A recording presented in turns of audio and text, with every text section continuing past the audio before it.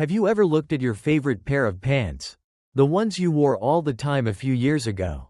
And thought, they used to fit just fine? You're not alone. Many of us, after 60, find that our bodies begin to shift in ways we didn't expect. The pounds don't just sneak up, they settle in. And the old tricks that used to work? They don't seem to do much anymore. But here's the truth no one tells us loudly enough. You don't need to starve yourself or sign up for a gym membership to lose a little extra weight after 60. Sometimes it's not about what you add, but what you let go of. Today, we're going to talk about 8 things you might want to consider giving up.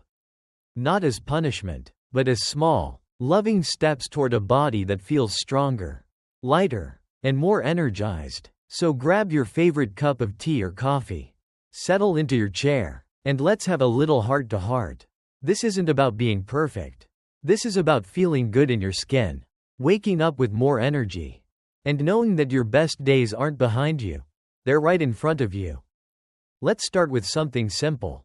1. Using your car for every little thing. If you've got a set of car keys near you, picture them in your hand. Now imagine setting them down. That's right. The very first habit to consider letting go of is using your car for every little thing. Now, I'm not saying sell your car or give up driving completely. Of course not. But try this. Next time you go to the grocery store, could you walk instead of drive? Or maybe park a little farther away and use the walk as a mini workout. You'd be amazed how much that extra movement adds up. Walking is gentle, it's free, and it's one of the most natural things our bodies were made to do. And every step you take is a quiet reminder to your body that you're still moving forward. Literally and figuratively. 2. Your oversized dinner plate. Now let's take a walk into the kitchen for a moment. Open your cupboard and pull out your favorite dinner plate. Most of us grew up in a time when clearing your plate was considered good manners. Don't waste food, they'd say, so naturally. When the plate is big, we tend to fill it up and finish every bite. But here's the thing. We're not living in the same era anymore. And our bodies have different needs now.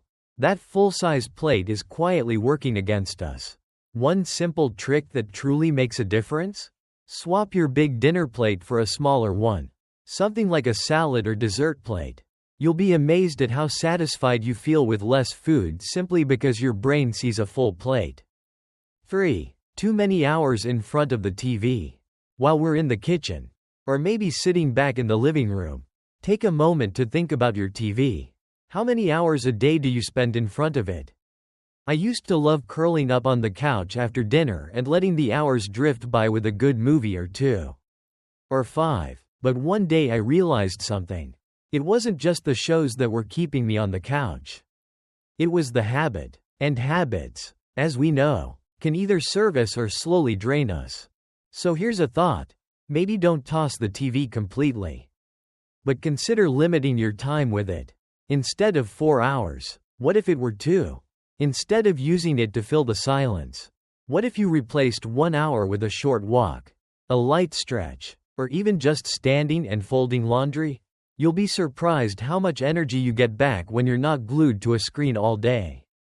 4. Uncomfortable shoes. Let's talk about something a little more fashionable, your shoes.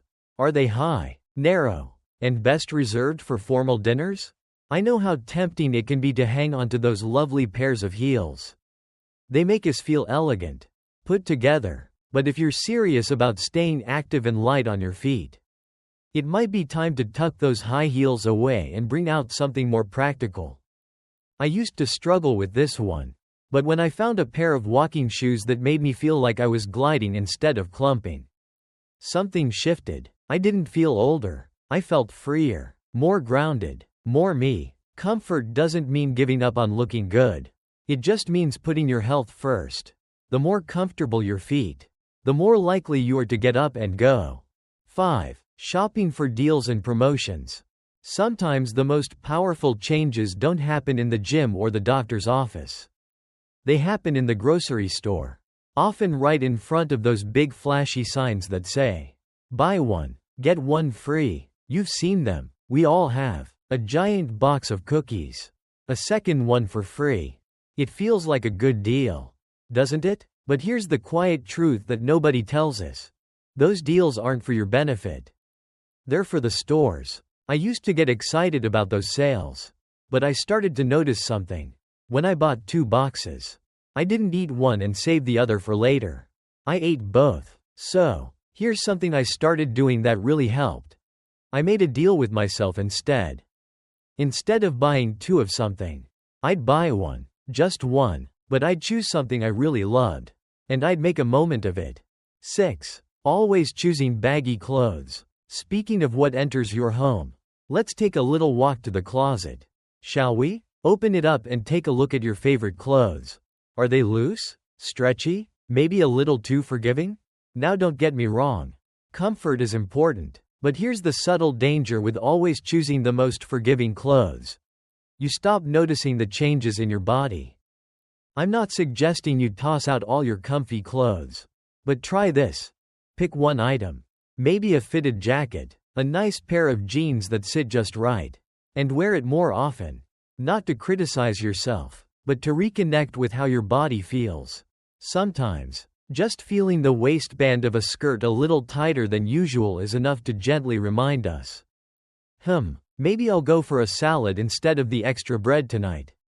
7. Mindless snacking. Now let's talk about something that's a bit sneaky. Because it often shows up when we're not hungry at all. I'm talking about snacks. Just those casual, I'll just have a little something while I'm watching the news. Kind of bites. A few crackers here. A piece of cheese there. A handful of nuts. I know this one personally. After dinner, I'd sit down with a book or my laptop. And without even thinking, I'd pour a few salty snacks into a bowl. But here's the catch. I wasn't hungry. Not really. So I tried something different.